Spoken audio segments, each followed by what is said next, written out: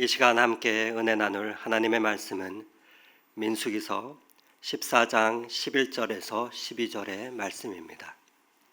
민수기서 14장 11절에서 12절에 하나님 말씀을 봉독해 드립니다. 여호와께서 모세에게 이르시되 이 백성이 어느 때까지 나를 멸시하겠느냐? 내가 그들 중에 많은 이적을 행하였으나 어느 때까지 나를 믿지 않겠느냐? 내가 전염병으로 그들을 쳐서 멸하고 내게 그들보다 크고 강한 나라를 이루게 하리라. 아멘.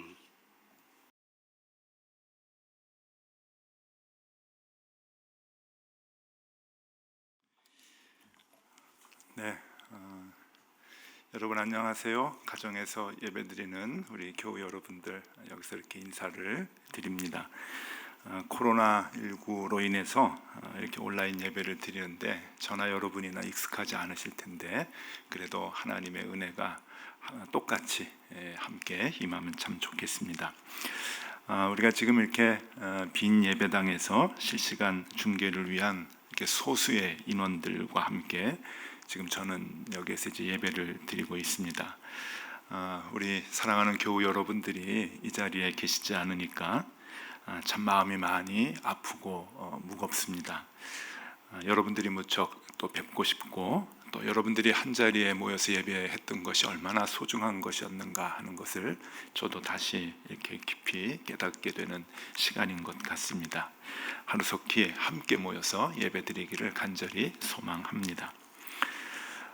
이렇게 주일 예배를 집에서 드리는 것이 주일 성수냐 아니냐 논란도 많이 있고 또 이렇게 온라인으로 예배 드리는 것이 은혜가 있느냐 없느냐 말들도 참 많이 있지만은 우리가 이렇게 힘들게 예배하는 것이 우리 이웃들을 살리는 일이 되고 또 지역 주민들의 불안을 낮추는 일이 된다고 한다면 그거 하나만이라도 매우 가치 있는 예배가 되리라 생각을 합니다. 우리는 그 가치 있는 예배에 함께 지금 동참을 하고 있습니다.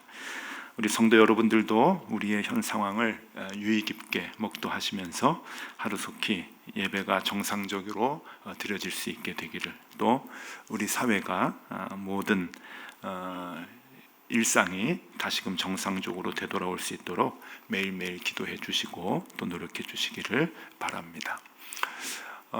오늘은 3월 1일입니다. 3.1절 기념주일이기도 하고요. 또 말씀이 분기시되어 라고 하는 주제로 우리가 말씀에 대해서 계속 생각해 보기도 했죠. 또 지난 주 중에 시작된 사순절, 우리 사순절 기간을 우리가 보내기도 하는데 이제 기념할 만한 절기들을 잠깐 내려놓고 오늘은 코로나19로 인해서 모두 불안해하는 시기이기 때문에 성경에 나타나는 그 전염병에 대해서 우리가 같이 생각을 해보고자 합니다. 이스라엘 사람들은 전염병을 굉장히 무서워했습니다. 하나님의 진노라고 생각을 했죠. 그런데 그 하나님의 진노는 하나님 때문에 이제 나타나는 것이 아니라 사실 이스라엘 백성 때문에 이제 그 진노가 나타나게 되는 것이죠. 매를 번다라고 하는 말이 있죠. 매를 번다라고 하는 말이 있듯이 이스라엘 사람들은 이렇게 하나님의 진노를 늘 이렇게 벌었던 것 같습니다. 그래서 이게 성경을 보면은 이스라엘 사람들이 죄를 범하고 하나님은 참다가 결국은 진노하시고 심판하시고 그 진노와 심판이 임하면 이스라엘 백성들은 다시금 하나님께로 돌아가고 하는 이런 그 사이클이 계속 성경은 반복적으로 나타나는 것 같습니다. 그런 거 보면은 이제 성경의 모든 내용은 이 세 사이클로 돌아가는 것 같습니다. 이스라엘의 죄악, 하나님의 참으시면서 나중에 진노하시는 것, 그리고 하나님께로 돌아가는 이스라엘 백성. 어떻게 보면 성경 전체의 내용이 이 내용의 반복이 아닌가 생각이 들고요. 그리고 이스라엘의 역사 자체가 이 내용의 반복이 이스라엘의 역사라고 생각을 합니다. 하나님이 내리시는 진노와 재앙은 세 가지가 있습니다. 성경에 보면은 전쟁과 기근과 전염병, 이렇게 세 가지입니다. 뭐 다른 것도 많이 있을 수 있지만은 하나님은 특별히 이 전쟁과 기근과 전염병을 이스라엘 백성들을 심판하시는 일에 하나님의 진노의 모습에 이제 나타내시는 모습들인데, 예레미야서 14장 12절 말씀입니다. 예레미야서 14장 12절에 이렇게 하나님이 말씀하십니다. 그들이 금식할지라도 내가 그 부르짖음을 듣지 아니하겠고 번제와 소제를 드릴지라도 내가 그것을 받지 아니할 뿐 아니라 칼과 기근과 전염병으로 내가 그들을 멸하리라. 여기서 칼은 전쟁을 말하죠. 칼과 기근과 전염병으로 내가 그들을 멸하리라. 여기서 여러분 이제 표현을 눈여겨 보셔야 됩니다. 칼과 기근과 전염병. 이게 그 구약 성경에서는 관용어구로 이제 표현되는 말입니다. 그래서 항상 함께 나옵니다. 그래서 조금 좀 경박한 용어를 좀 쓰자면은 3종 세트라고 할 수도 있을 만큼 칼과 기근과 전염병은 항상 같이 나오는데, 이스라엘의 죄가 최고조로 달했을 때가 언젠가 하면은 예레미야가 활동했을 때이고 에스겔이 활동했을 때입니다. 예레미야는 이스라엘이 죄로 인해서 멸망당하기 바로 직전, 그리고 에스겔은 죄로 인해서 멸망당한 바로 직후 성경을 기록하고 있는데, 예레미야서에 보면은 이 칼과 기근과 전염병이라고 하는 이 용어를 17번 반복을 하고 에스겔은 11번 반복을 합니다. 똑같이 같이 이제 써주고 있는 것이죠. 그래서 이 칼과 기근과 전염병은 하나님의 진노와 재앙의 표현으로 나타나고 있습니다. 근데 이 세 가지는 공통점이 있죠. 뭔가 하면은 이제 죽음입니다. 그러니까 하나님이 참다가 이 칼과 기근과 전염병으로 이스라엘 사람들을 심판하시게 되는데, 그 심판의 결과는 죽음이라고 이제 하는 거예요. 그런데 어떨 때 그 전쟁이 나고 어떨 때 기근이 나고 어떨 때 전염병이 도는가라고 하는 것은 성경에 뭐 그렇게 특별하게 구분은 하진 않습니다. 그런데 조금 차이가 있는 말씀들은 좀 볼 수가 있어요. 시편 91편 5절과 6절에 보면은 그것을 조금 엿볼 수가 있는데, 시편 91편 5절 6절을 제가 읽어드리겠습니다. 너는 밤에 찾아오는 공포와 낮에 날아드는 화살과 어두울 때 퍼지는 전염병과 밝을 때 닥쳐오는 재앙을 두려워하지 아니하리로다. 여기서 보면은 이제 전염병이라고 하는 것이 밤에 찾아오는 공포, 모르게 찾아오는 공포, 그리고 어두울 때 퍼지는 그러한 진노라고 이제 성경은 기록해주고 있죠. 그러니까 이 기근이나 전쟁하고는 조금 다른 그런 방법으로 하나님이 심판을 하실 때 어두울 때 퍼져나가는 그러한 그 공포를 주기 위한 진노라고 이렇게 볼 수가 있습니다. 어쨌거나 이스라엘 사람들은 하나님께서 이 세 가지 재앙, 칼과 기근과 이 전염병을 상황과 그 목적에 따라서 다르게 사용하신다고 생각을 했던 것 같고, 그러나 모든 그 목적은 이스라엘 사람들의 죄에 대한 심판이라고 그렇게 이제 생각을 했었습니다. 그러면 성경에서 나오는 이러한 그 하나님의 진노를 볼 때 언제 어떤 상황에서 전염병이 내려질까라고 하는 것을 좀 살펴보면요, 오늘 대표적인 그 예가 민수기 14장, 오늘 읽은 이 말씀 속에 있는데, 민수기 14장에 보면은 하나님께서 전염병으로 이스라엘 백성들을 진노하시고 심판하시는 모습이 아주 적나라하게 나오죠. 오늘 본문 말씀 12절 말씀입니다. 민수기 14장 12절 말씀을 보면은 내가 전염병으로 그들을 쳐서 멸하고 내게 그들보다 크고 강한 나라를 이루게 하리라. 그러니까 전염병으로 하나님께서 이스라엘 백성들을 치시겠다라고 얘기를 하십니다.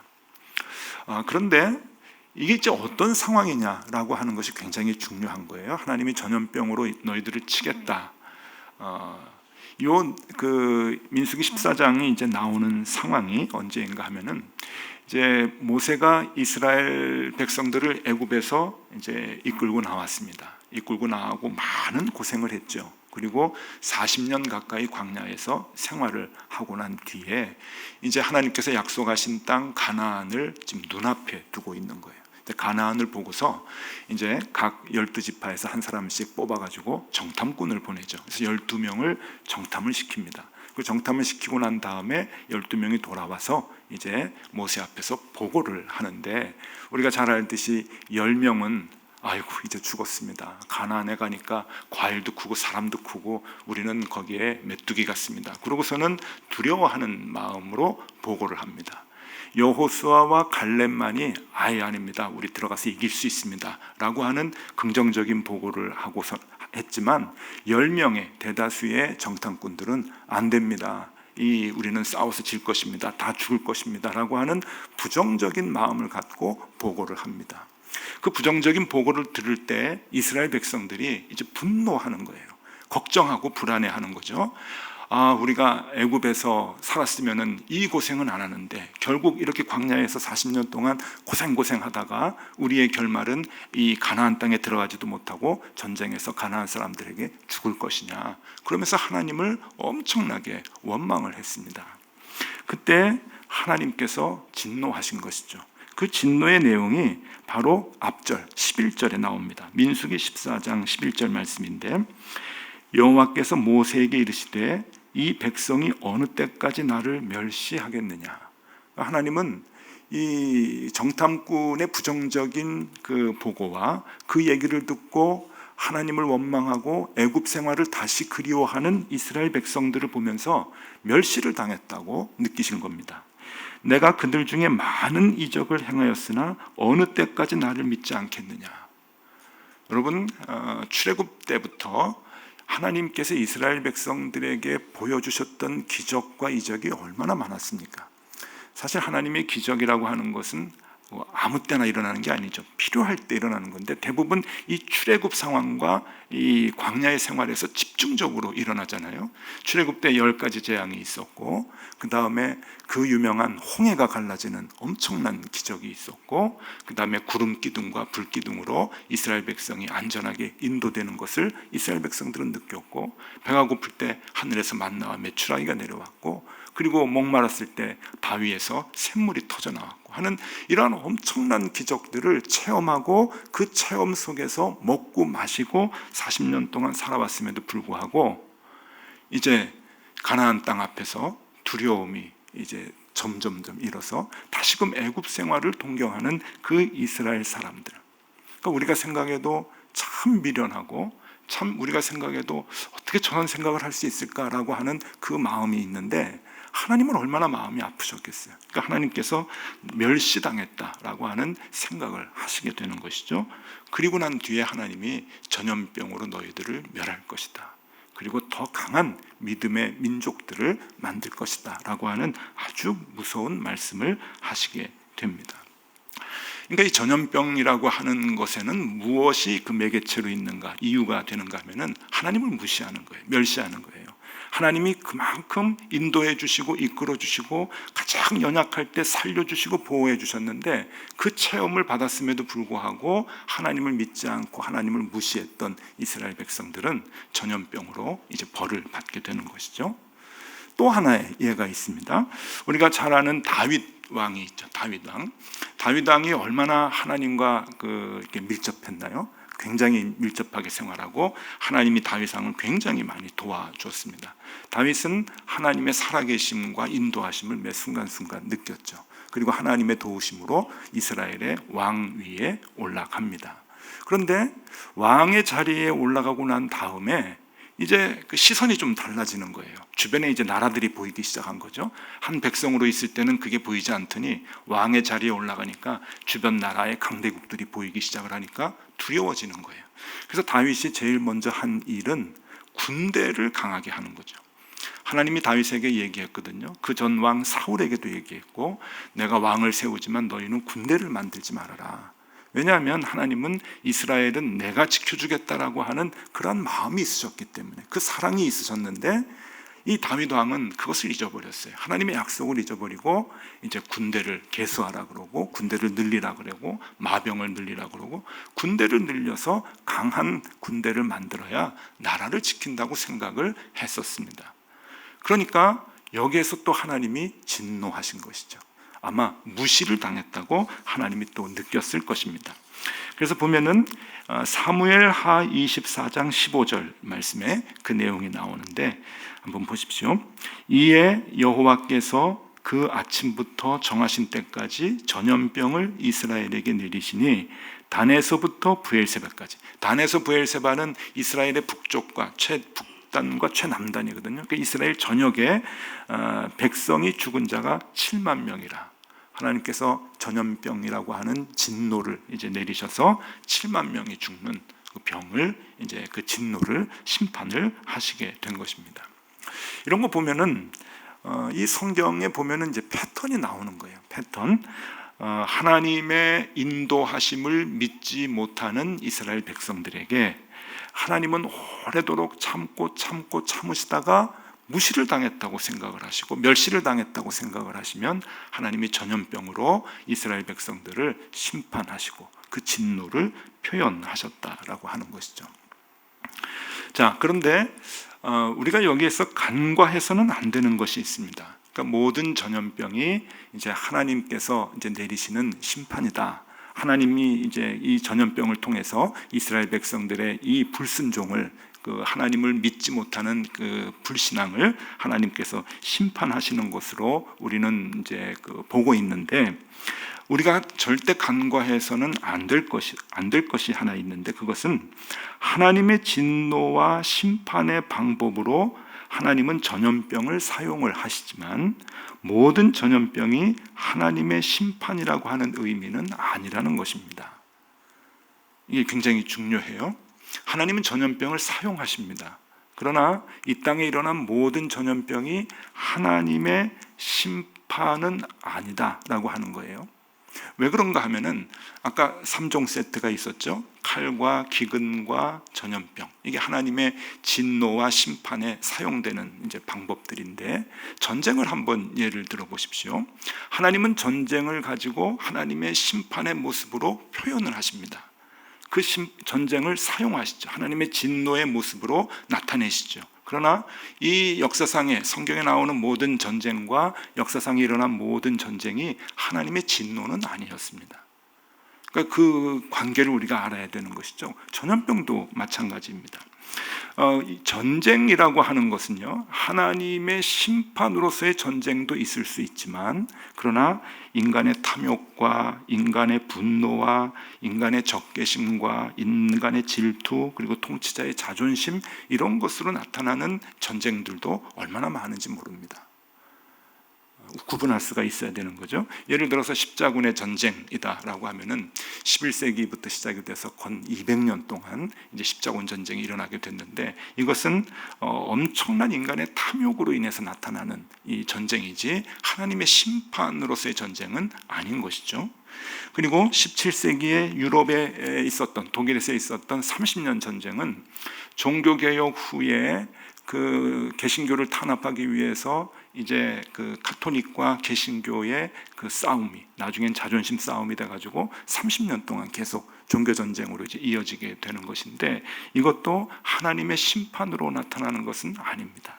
인간의 분노와 인간의 적개심과 인간의 질투로 인해서 전쟁이 나오게 되는 것이죠. 그래서 이 전쟁과 기근과 전염병은 모두 같은 것입니다.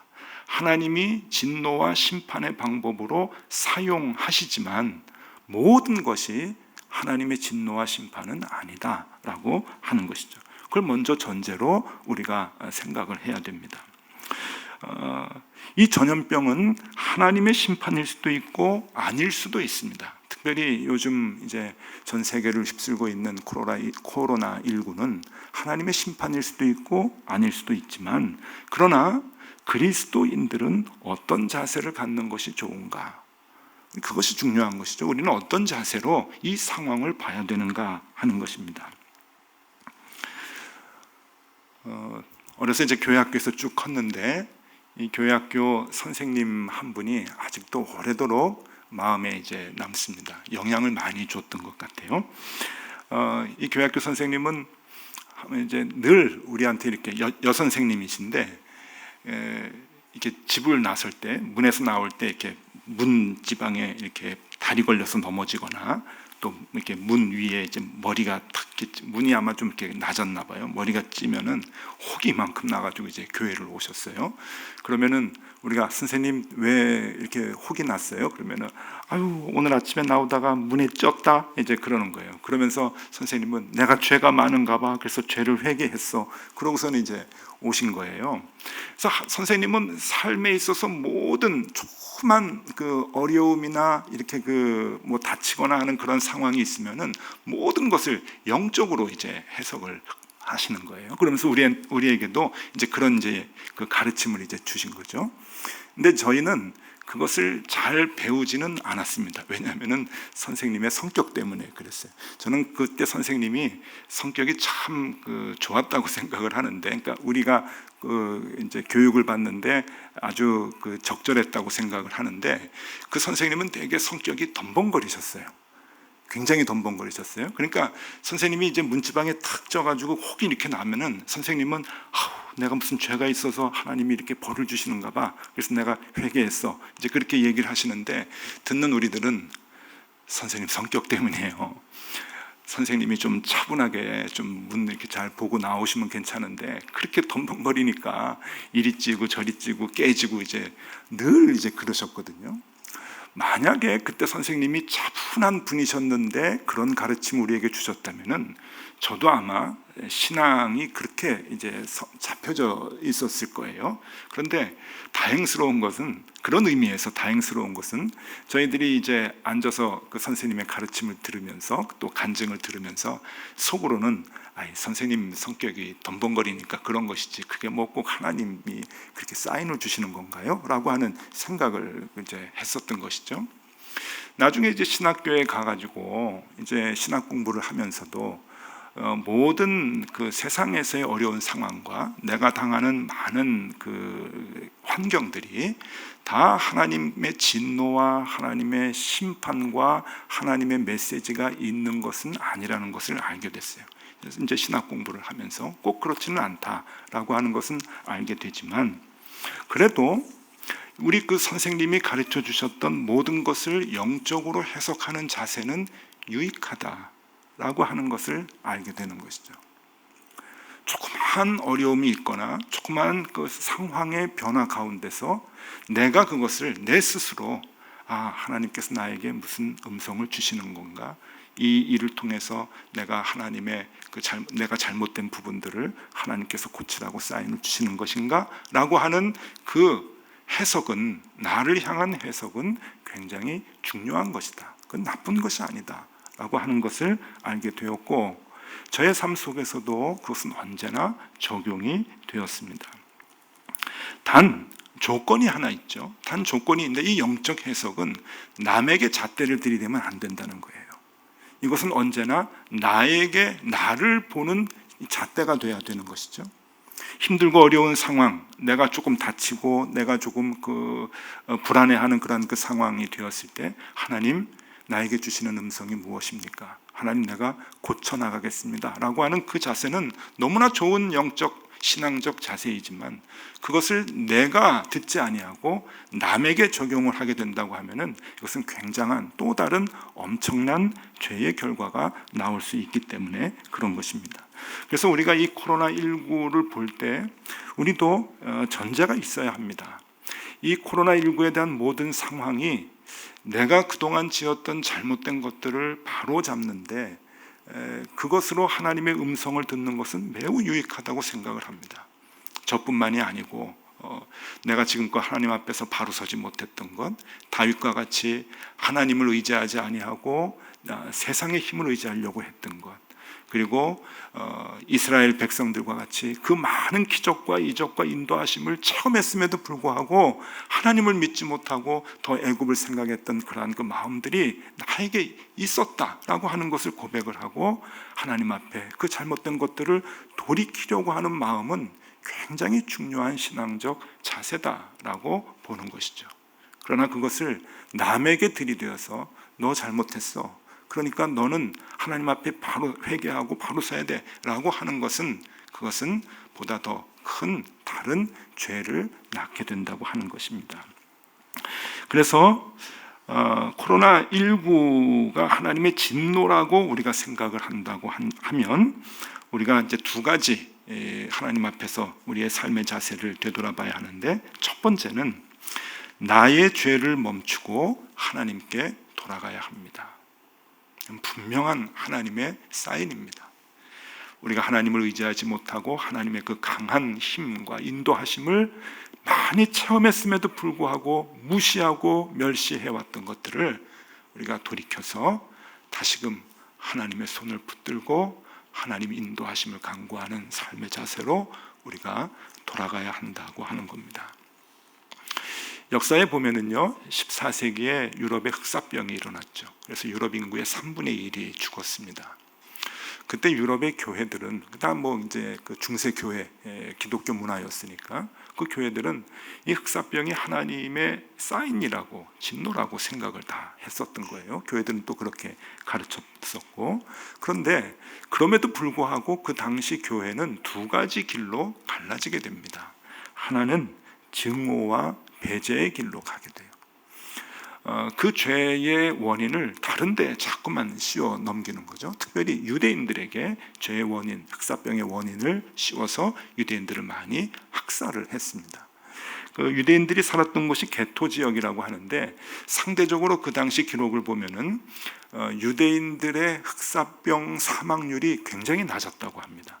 그러니까 이유는 유대인들이 조금 위생관념이 있었다 그래요. 그러니까 일반 유럽의 이제 그 사람들보다 유대인들이 흑사병에 좀 적게 걸리고 훨씬 사망률이 적으니까 이 일반 시민들이, 국민들이 저놈들은 뭔가 있다, 저놈들이 이 병을 퍼뜨리는 주범이다 라고 생각을 해서 유대인들을 굉장히 많이 학살을 합니다.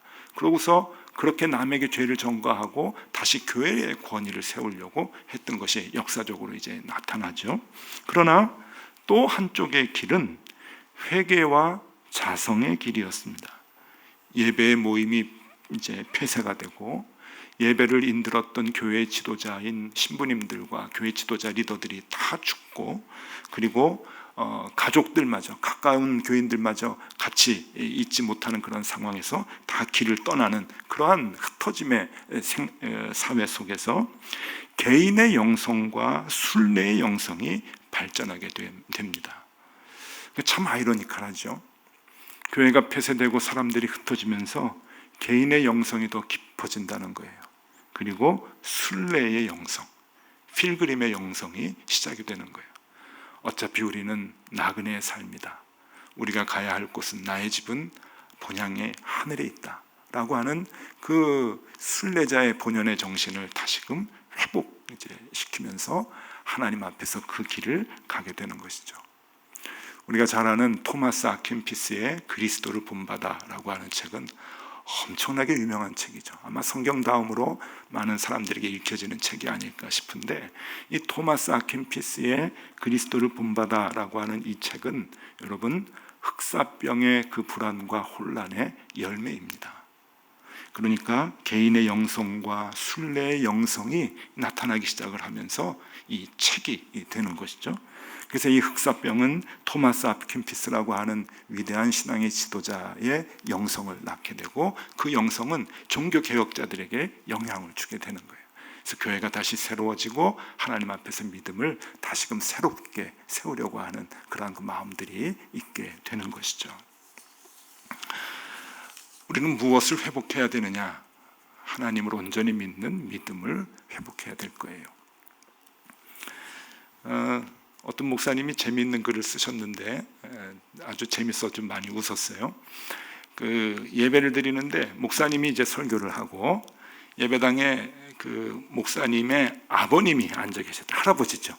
할아버지가 앉아 계시는데, 이 할아버지가 이 목사님, 아들 목사가 설교를 하면 그냥 앞에서부터 계속 조는 거예요. 계속 조는데, 그래서 이제 이 아들 목사가 너무 힘든 거예요. 아버지가 앞에서 꾸벅꾸벅 조니까.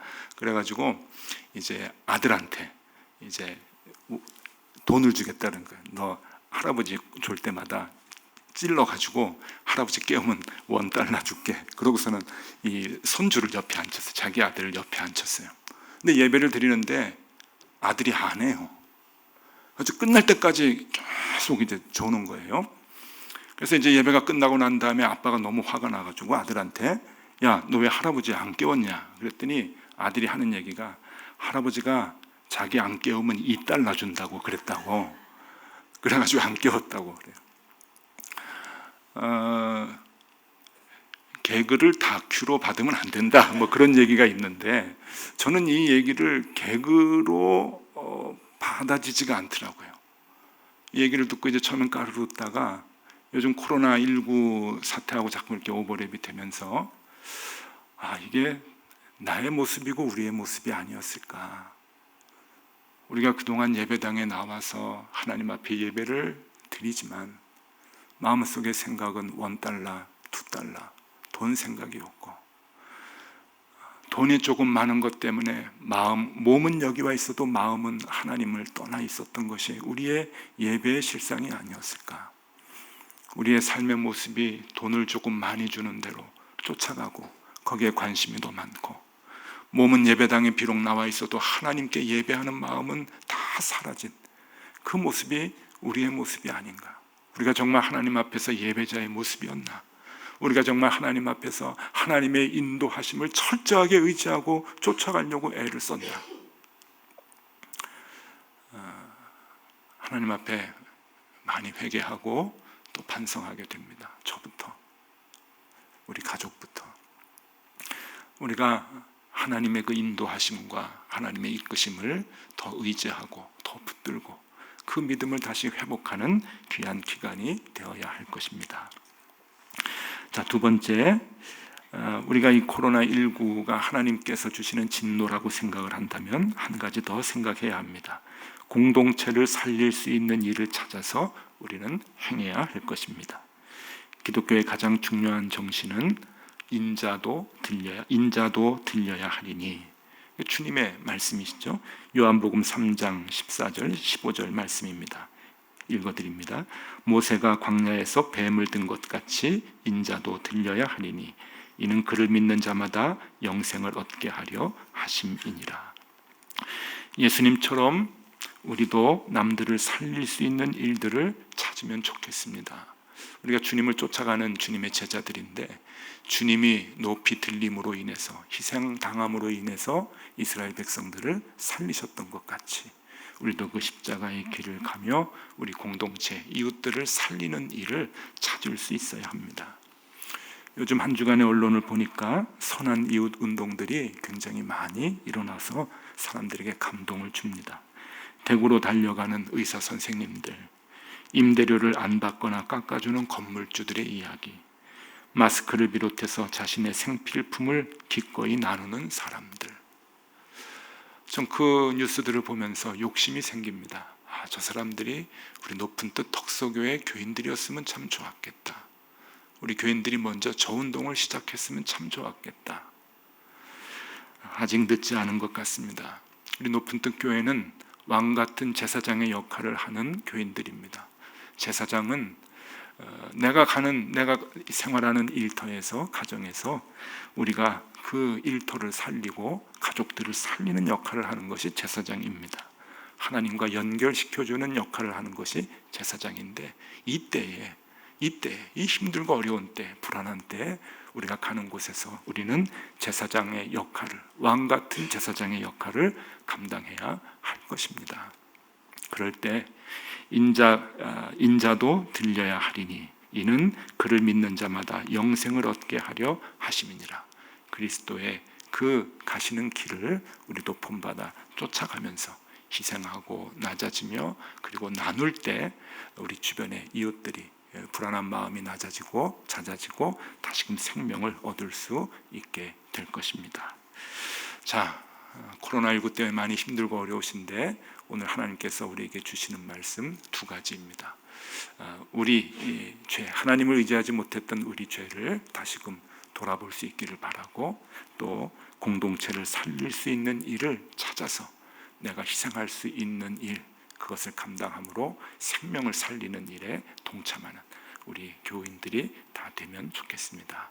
하나님께서 우리 교우들을 어느 곳에 있든지 보살펴 주시고 인도해 주실 것입니다. 기도하겠습니다. 주님, 한계가 없는 우리의 욕심을 용서하여 주시옵소서. 그칠 줄 모르는 우리의 악한 행동을 이제 멈추게 하여 주시옵소서. 모든 것이 혼란스러운 상황을 보며 하나님의 음성을 듣게 하여 주시고 이 땅을 바로 세우기 위한 절제와 희생을 감당해 나가게 하여 주시옵소서.